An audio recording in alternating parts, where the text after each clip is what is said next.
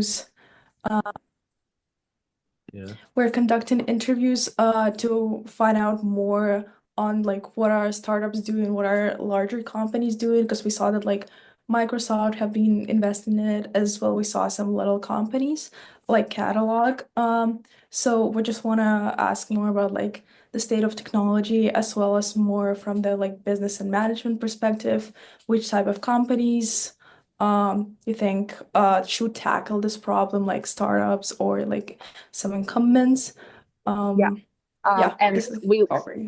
sorry, we wanted to reach out to you because we know that I thought we wanted to really learn from you would run like the Gupta lab and um more like about like the science and the stuff behind the DNA computing industry as well. So we have like a couple of questions that we want to like Sure, ask sure, you, sure. but Yeah, yeah. in general, yeah, that is like the reason why you reached out to us. And thank you so much for offering your time. I know it's like 6 a.m. there, so which is pretty Yeah, early, yeah, correct?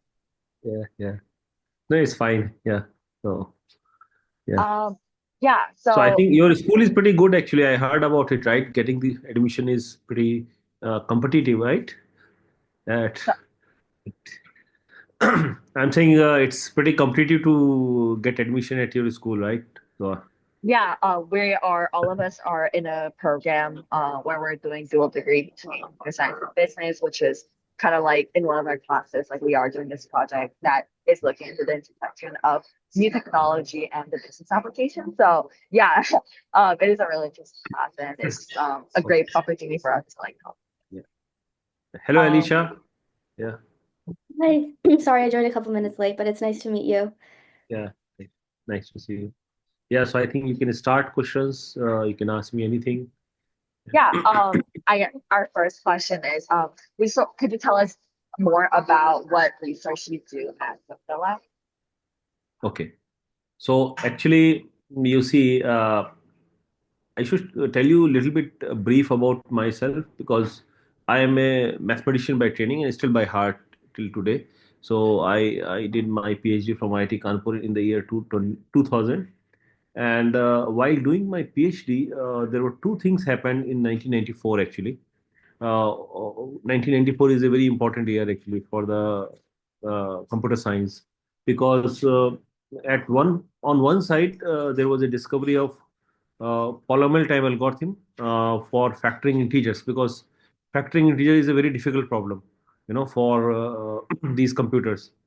And this was discovered by Peter Shor. That's a very famous paper, and that gave it's that's because of that seminal paper there was a breakthrough in quantum computing. Okay, so that was my immediate interest, and also at the same time in the same year, Edelman. So I think most of you might be using secure website, right, with HTTPS, right? So at the back of that secure website protocol is RSA. Okay, so given by Rivest, Shamir, and Edelman, these three people, so who when you access at the back, this RSA algorithm works, and actually, the mathematical principle on which it is designed is actually factoring integer because integer factorization is difficult. That's why the website is secure when you access the HTTPS. So see these two things started. So I got immediate interest into both. So Edelman actually did an experiment. So actually one day he was reading this book on biology, and because he's a trained computer scientist as well. And while reading it, he realized that these DNA strands can compute, and he actually spoke to his wife and said that these things can compute. And then within 7 days he performed an experiment. So he took a problem in graph theory, which is a part of computer science and or mathematics. So basically he took a Hamilton path problem, so finding a path on a graph, and that he solved using DNA, okay, in lab. And within 7 days he learned the experiments and designed the experiments and did that. Because I know that sometime if you are a computer scientist and now if you want to do experimental biology, it is quite tough. Now it is pretty common, but in those days it was bit not easy because all those labs have different protocols, set protocols to do experiments. Okay, So it was really good, and that paper came in Science, and it was a seminal paper. That was the beginning of DNA computing. Since then, and also at the same time, there was another thing happening, which is uh, a happening thing was there in biology, because biology was changing. If you remember, uh, that I think some of you, I don't know whether you were born at that point of time or not, but actually at that point of time, what happened? Uh, Earlier, people used to think that we have around 70,000 genes in the human genome, and in fact, that's also another interesting story. There is a professor Eric Lander at MIT, so who actually he's also a mathematician by training, and he got interested into biology, and he really shaped the whole biology, giving birth to human genome project, and he was able to coordinate that thing. So so another thing was happening in biology, like a lot of things are happening in biology, and because of that, two important things, I mean, one very important technology that was developed because of human genome project was sequencing, reading the genome, okay, human genome, which is about 3 billion base.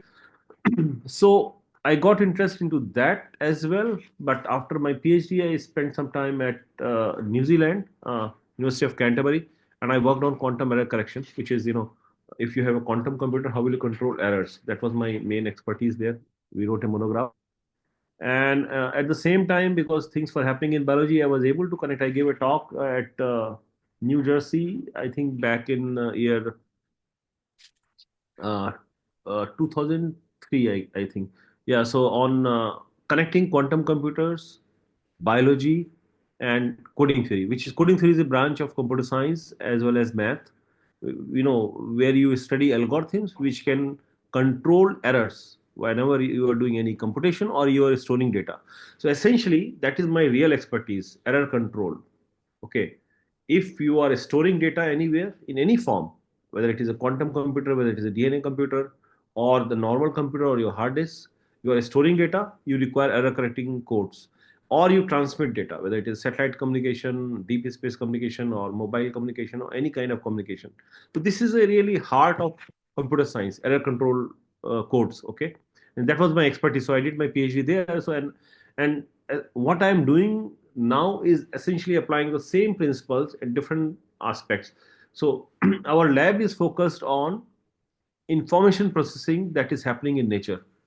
So nature is using error control already, and there are many things that have been discovered. For example, there is a very famous work by Rosa Penrose, who is a field Nobel Prize winner. I think you might be knowing. No, Rosa Penrose and Stuart Hameroff discovered a model. So they discovered quantum Turing machine, which is kind of quantum computing model inside the brain. I mean, they propose. So in a sense that inside our brain we have a protein called tubulin, which can act into two states, alpha and beta, and that acts as a qubit, the smallest quantum bit for quantum computer, right? Yeah. Um, Yeah. yeah, it sounds like I thank you for like going through the science, and it sounds like there's like a lot of like mixture as you mentioned, like some for mathematics to breakthrough in like biology. I'm curious like how would you describe like the current state of like the DNA computing, whether it's like scientifically or like the industry, because like it is like such a complicated like technology that requires all like interdisciplinary field. So yeah, could you describe the current state of DNA? Yeah. So now, in terms of DNA computing, as I mentioned, it started in 1994, and then it diverged into different areas. And for example, there is one area I don't know you might be knowing is about chemical computing. So in 2007, Eric Winfrey at Caltech, he's shown that bunch of chemical reactions can do computations for you. So in our lab, actually, we have designed a software which can do this. And also, so what happens? These chemical reactions are just like abstract thinking, and then they are realized through DNA. So you think about some computation, okay, design the things in the lab, and Microsoft also has released a actually one software, okay, for doing this. And there is another important thing is there are two important things rather. One is DSD, dynamic strand displacement of DNA. So basically, DNA strands, I would say, it's a dancing DNA which can do computation for you. That is the area that has come up a lot. I mean, a lot of work has been done there, and these are all related. I'm saying that they are not different. And another area is DNA origami, where actually you can fold DNA into desired shape. Origami is a Japanese word for folding paper, right? So DNA origami is you can actually fold DNA into the desired shape, and that area has gone into a couple of other directions. For example, one of the application is DNA origami based vaccine. So you can design vaccine based on DNA origami because now you have control over DNA in a very very precise manner. Okay, so you can design different kind of tools, other things. In fact, in our lab, we tried to create Taj Mahal because it's really very complicated structure using DNA, and actually we did it only up to one dimension, but actually three dimension Taj Mahal is still a challenge and open problem. But while doing this, we actually produced two softwares. One is DNA Penn. Using that software, you can actually write at the nano scale using DNA in any language. Okay, in using our software. This was based on the work by uh, not Hawaiian, actually Penguin at Harvard. So they have they have done the first experiment and we automated the whole thing. So now using our software, anybody can do this. And similarly, we have also created a software 3DNA where you can actually create 3D structures using DNA using our software 3DNA.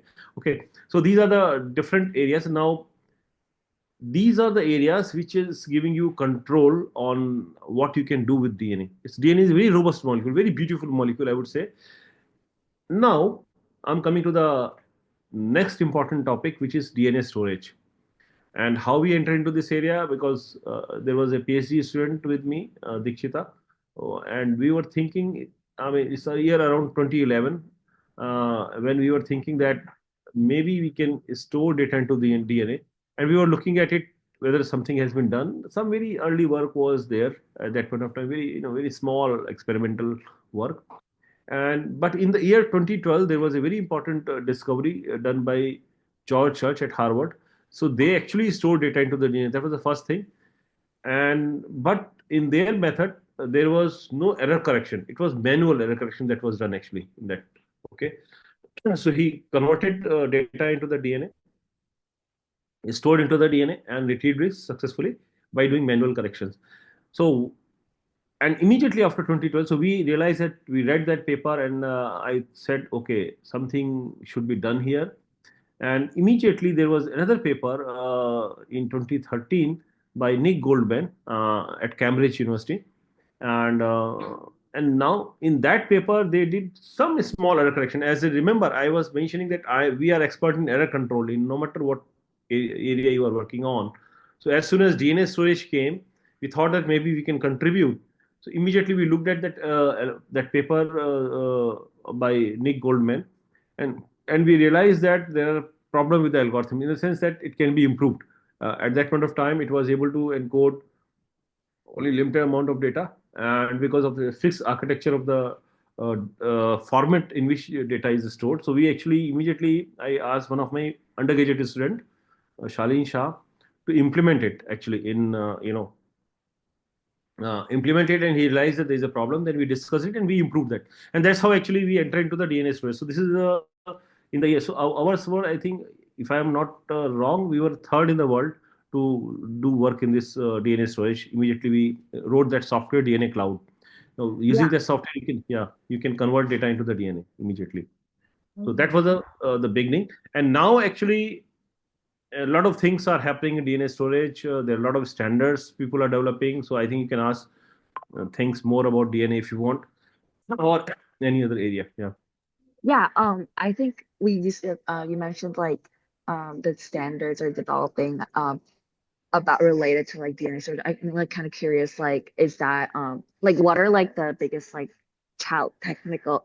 biggest like business challenge or more like these challenges that is kind of like either slowing down the adoption is like are these standard like some type of like ways to do that? Yeah, I'm curious like what are the challenges between Yeah. for So now adopting DNA storage? Yeah. So now, actually, if you look at DNA storage area, so as I mentioned, nature is the best solution for storage. And I think you know that DNA, why DNA storage is important, because 1 gram of DNA can store 455 exabytes of data, which is in the order of 10 is per 18. And I think in that sense, if you look at, we have done some estimation a couple of years back. The size of internet was at that point of time around 700 exabytes. Okay, and so 2-3 gram of DNA is sufficient to store entire internet in principle. And in fact, there was one experiment again done by George Church where they have actually achieved this physical density in the lab.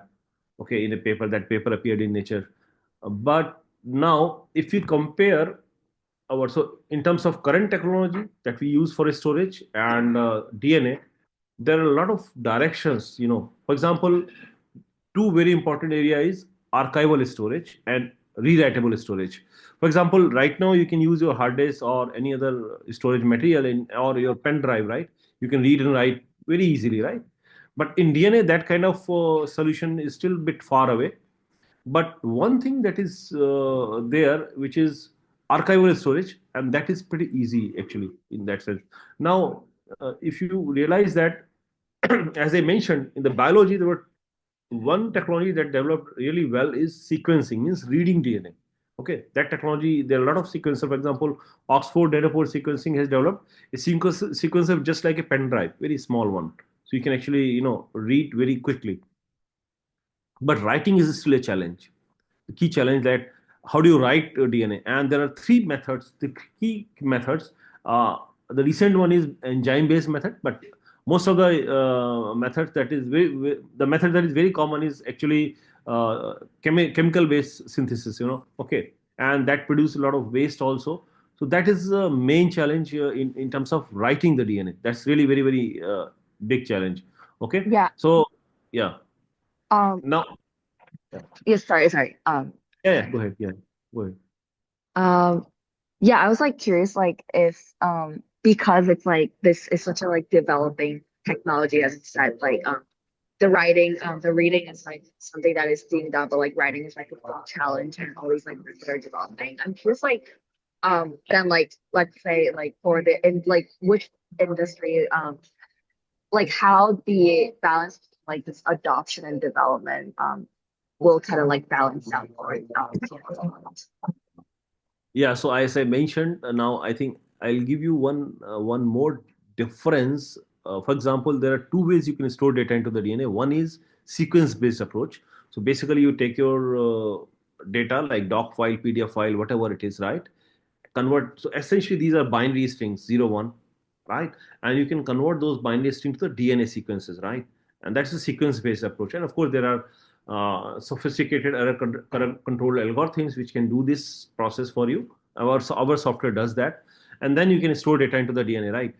That is one thing, which is having capacity of 1 gram can store 455 exabytes in the physical density. On the other hand, another very important method is basically storing data into the structure of DNA, and that is much more flexible in terms of rewritability. So you can quickly rewrite, and that can be done using certain enzymes. Okay, so basically certain enzymes. So that is more close to analogy with the current system that we use for the storage. Like enzyme can rewrite the data. So you write something and you can rewrite or you can erase it. Those things are possible when you store data into the structure. There's only one drawback. Now the capacity is 30% less than the actual sequence based approach, but otherwise that is more flexible, and people are now developing more and more that area. Now in terms of sequence based approach, as I mentioned, because of the limitation of rewritable things, archival storage is something people are looking at it, and that's what we have at our SNIA standards. There we have released the first standard for how do you store data into the for the archival storage, what should be the structure of the data and so on. All those things we made a standard there in terms of that. Now good news is this: for the archival storage, there are two companies which are very active. One is BioMemory, in Europe. So BioMemory has released a card, also DNA card. You can see that it's commercially available. And this year in January itself, there was a first book release, which was released by catalog in a capsule. So when you buy a book, actually there is a capsule available in which all the book is converted into the DNA is available. Okay, so that is really available and you can buy it. That's really, I think, good year this year is starting. We have these two commercial products available, and in terms of standard, as I mentioned, so obviously uh, for archival storage, things are going on really well. Now, in terms of further development of technology, there was one prototype developed by Microsoft in year 2019, which was around $10,000, where they have created the first prototype. So what happens, as I mentioned, there is a sequencing machine and there is a synthesis machine. These are available separately in the market. So somebody has to combine them together to get an actual commercial product. So in terms of actually, this catalog has done really well in that area, and they have created a machine called Shannon. So they are combining both the capabilities in a single machine, and which can do storage for you. So they are working, and I think they are the market leader right now. And obviously, Biomemory. These are the two companies which are very active. Of course, Twist Biosciences is also doing a lot of stuff, and it is because of a couple of companies like Microsoft, Twist Biosciences, Illumina, and Western Digital. These are the companies, because Western Digital is a company which works in storage technology anyway. So some of these companies joined hand together in Silicon Valley, and I also joined the movement in pretty early when this group was formed, and now a lot of standards we are developing in different directions. We are even also looking at even the biosecurity aspects. That's another very important area that is coming up. When you store data into the DNA, of course, security is also an important aspect, right? Yeah. I think one more question, because you mentioned that there are kind of like two different options. Either it's sequence and synthesizing or it's enzymes. So for something like enzymes, which is quick and rewriting, Mm. how far along are people in developing that? Like, for example, if we were talking about Amazon Web Services or some cloud services we have now, Yeah. could we have something similar which runs on like DNA computing and DNA data storage, or is it a lot harder because you kind of need to like write it instantly? Actually, so as I mentioned, the one is sequence-based approach, which is developing well. So a structure-based approach, actually, where we use enzymes. So that is still, I would say that there are some successful experiments in the lab, and I think it is still evolving, and it will take some more time before that will be really practically available as a commercial product. And of course, because you need to also develop again standards in that area and so on. By the way, I also like to mention at this point, so we all use JPG, right? Photographs.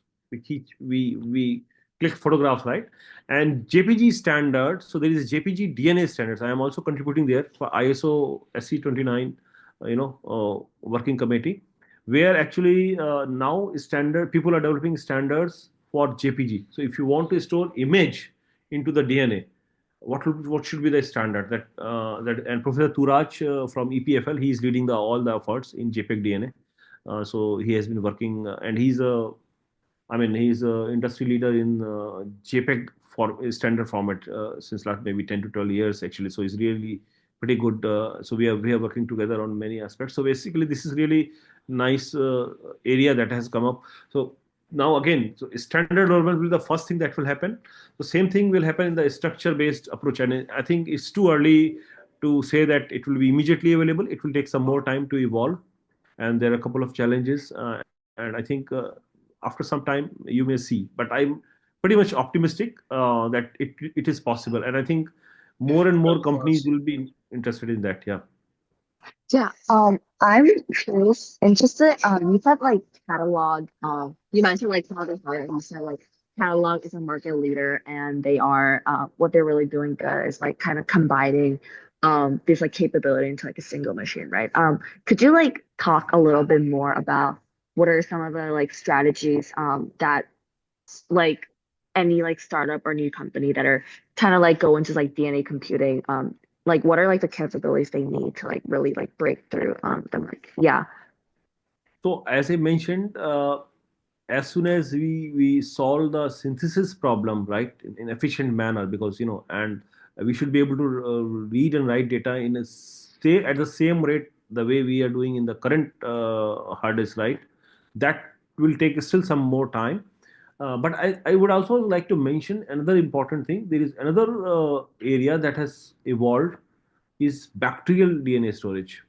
So you can store data into the bacteria. In fact, we have done an experiment also in that. We actually converted one statement into the bacteria. We stored into the bacteria and retrieved it successfully.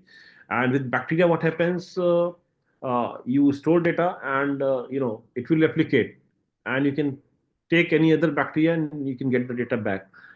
Of course, but there is some limitation in terms of how much data you can store into the bacteria. And there is, in fact, one company started in India also on bacterial data storage.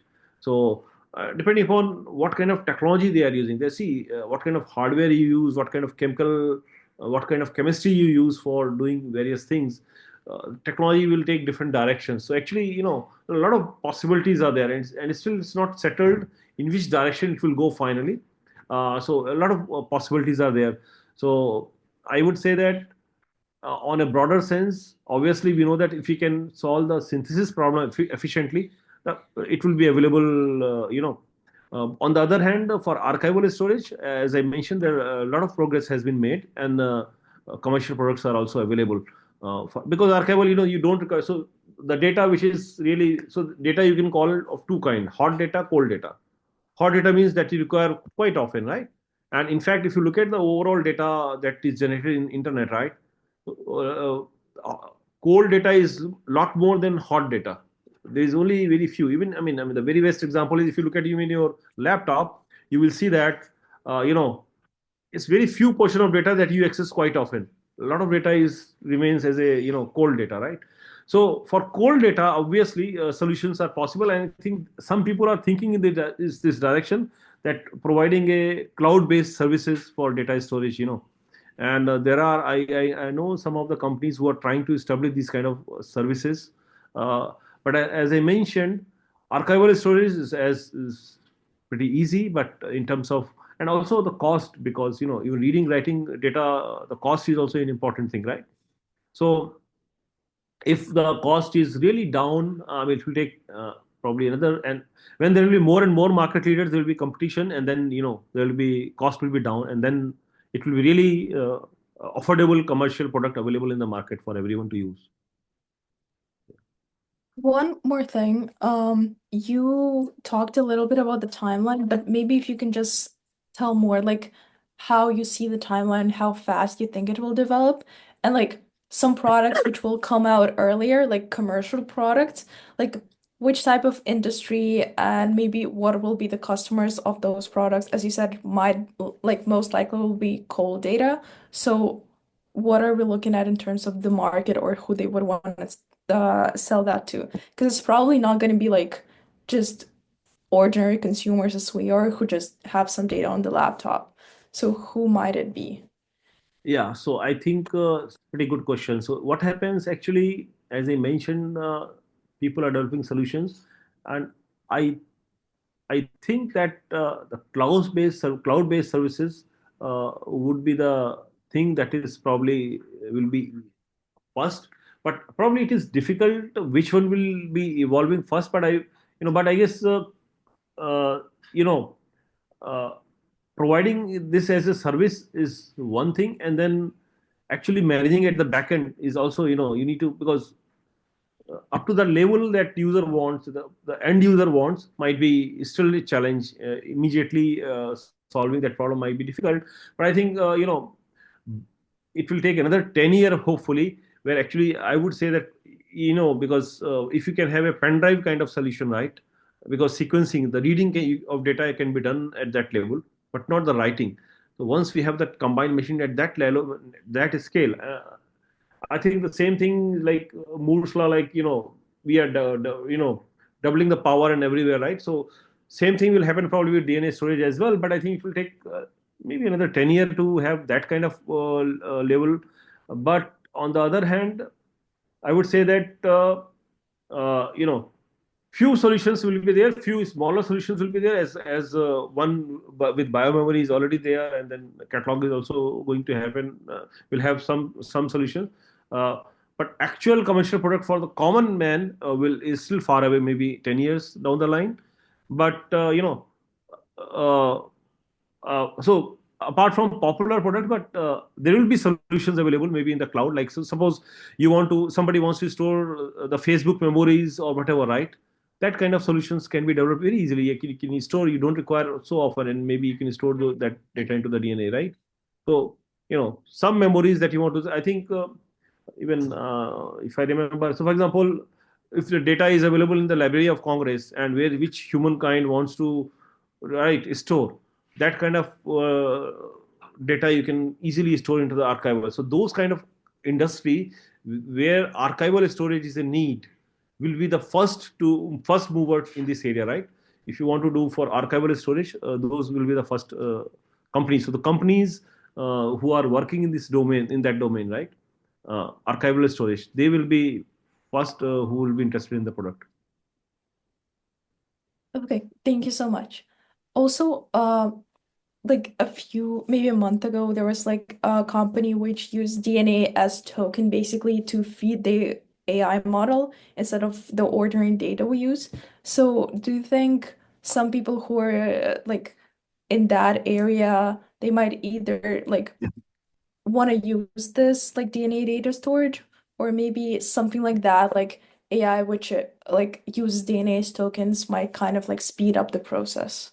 Actually, that's pretty beautiful area, AI in DNA. And what is happening is, so Umar from Israel, I think. So that's really interesting. Paper recently came. So as I'll give you one example. If I suppose there is a 1 GB data, okay, that you have in a hard disk, and if you want to convert it to the DNA, there will be billions of base pair of short strands of DNA, actually, right?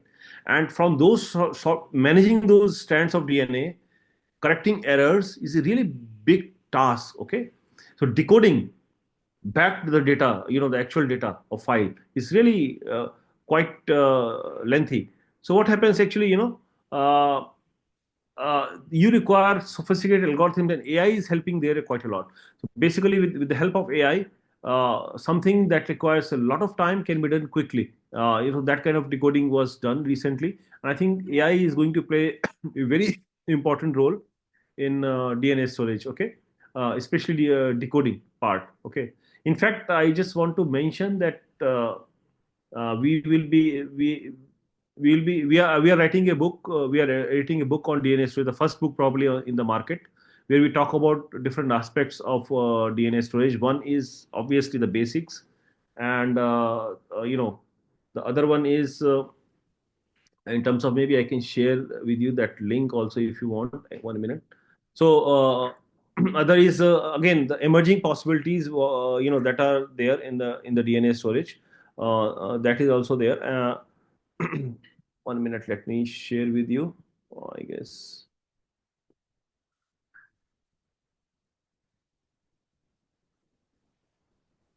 yeah. So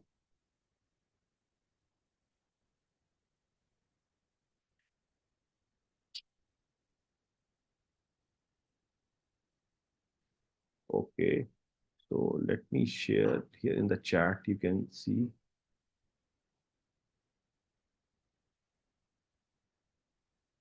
Can you see? This is the link of the page for the book. Actually, you can click.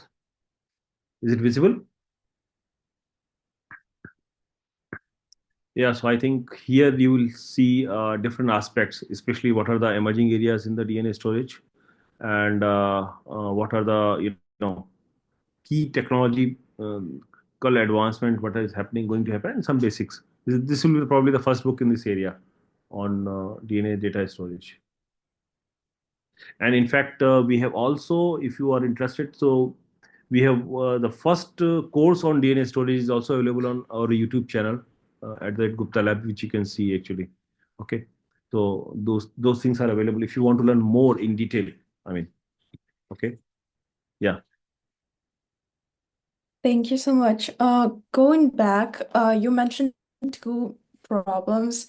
You mentioned security, like the biosecurity, and you mentioned waste. So if you could just elaborate, like for the security, what does it mean? Which efforts are being done, and like what is happening basically? And then for waste, just again, what is the issue more?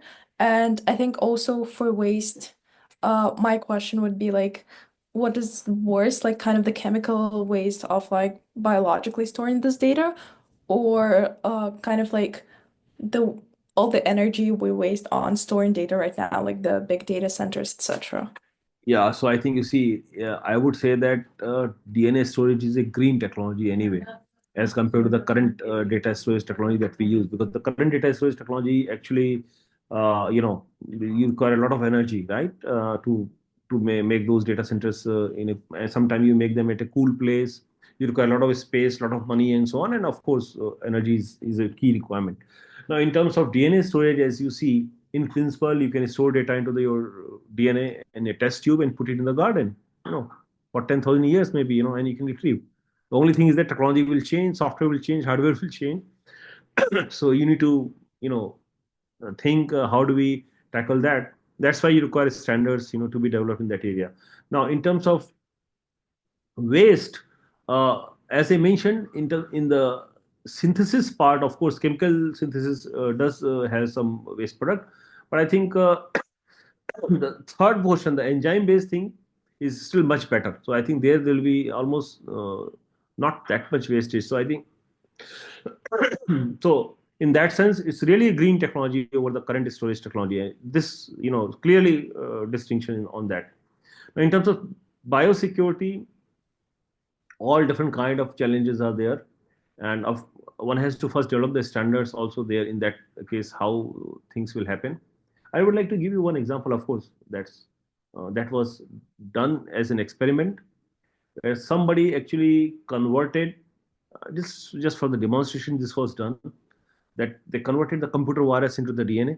Okay, and now it is transmitted, and now another person, you convert that DNA back into the in your computer machine, which is converting it back to the data, and actually that software become active. I mean, the virus become active and actually infected the machine. This was demonstrated successfully. So bio attack. Okay, so basically converting computer virus into the DNA, and all kind of things are possible, and different in direction things are possible. So all kind of, so we need to sort of develop standards, and that's what we are doing right now. So developing standards in that area, what are the possibilities, and how do we tackle that problem, so it's really a very interesting area. And in fact, we have written a white paper also on that. We have not released it yet, but we'll be doing that so soon. So a lot of interesting possibilities, interesting problems for mathematicians, computer scientists, engineers. A lot of interesting things are happening in that area. And I think I would like to say that Edelman has said in a quote. I will quote him that if you look at the intersection of biology and computer science, life and computation, tremendous opportunities are there for science, technology, and business. All the three things, all directions. It's a gold mine, really, when you combine these two areas, life sciences and computation. Okay, so in that sense, a lot of things are possible. Okay. Yeah. Thank you so much.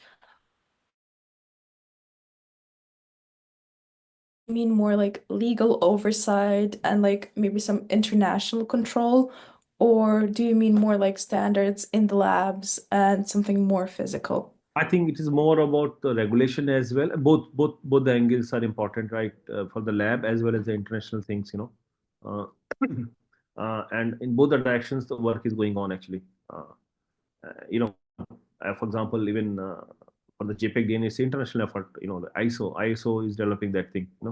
Similarly for ISNIA also, a lot of things for the lab as well as for outside also. It's international things that are happening there also.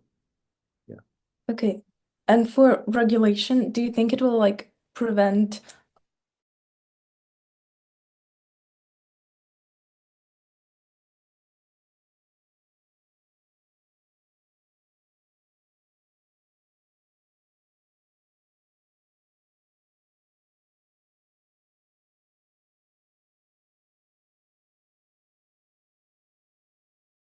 Technology can be the used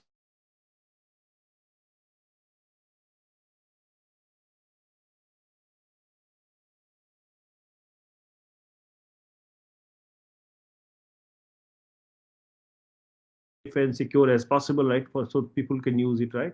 So I think it depends, and how it will evolve. It will take some more time when we can shape it in really better way for everyone to use. Yeah.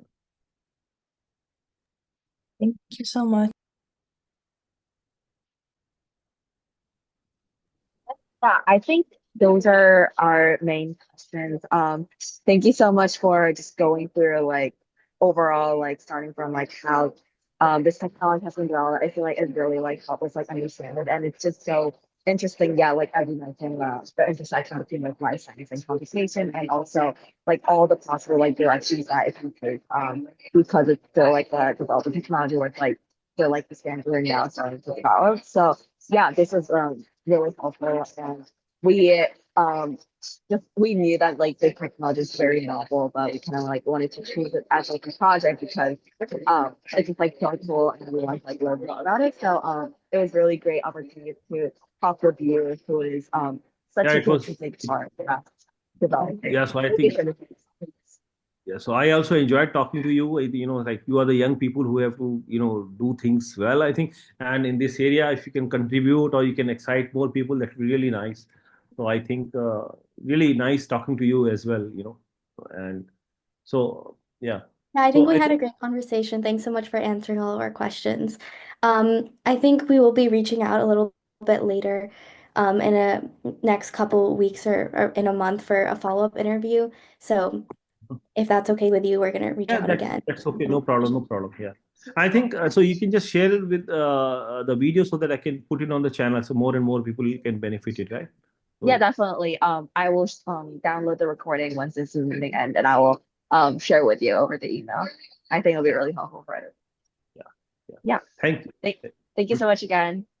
Thank Thank you. Have a you. good Thank you. Bye Bye. bye. Bye bye. Bye.